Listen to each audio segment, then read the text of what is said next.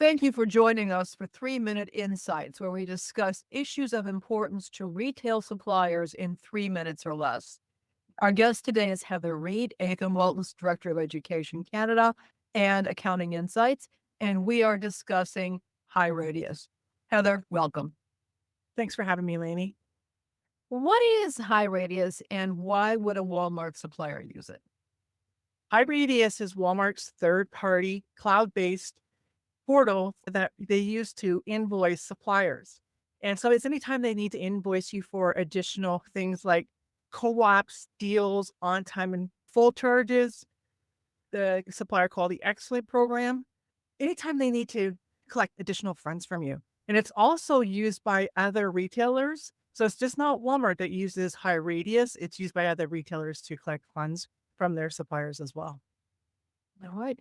Many suppliers are still becoming familiar with high radius. From what you're seeing, what are some of the common misunderstandings suppliers have when they're dealing with the system? It's a great question. And I'd like to answer that with four different areas, four different things that I see. The first is the view option. So we can view open and closed bills, and I'll just explain what the difference is between those two. An open bill has not yet been deducted or paid by the supplier, and you have 30 days to pay it. A closed bill is a bill that has already been paid for or deducted. And one of the things I'm noticing with that is suppliers think they can only see a limited amount of time on those closed bills. But if you go to the document date and you sort ascending on that column, you can actually see all history.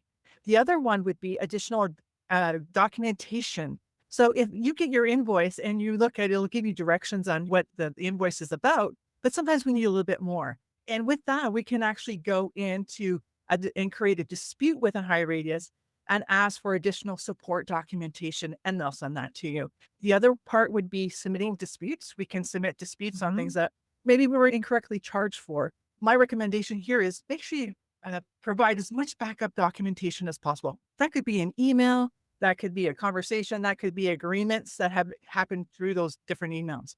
And the last part would be is you can actually manage additional users. So everybody in the company can get access to high radius. And not just yourself, if you're in accounting, the sales team also benefits them as well. All right. Thank you so much, Heather. Are there any other tips or suggestions you would have for suppliers who are working with high radius? Absolutely. I would just say make sure you're going in there at least once a week. I would actually prefer twice a week, maybe even three times a week, just to see what's happening with it, because Lumber can post an invoice to you at any time.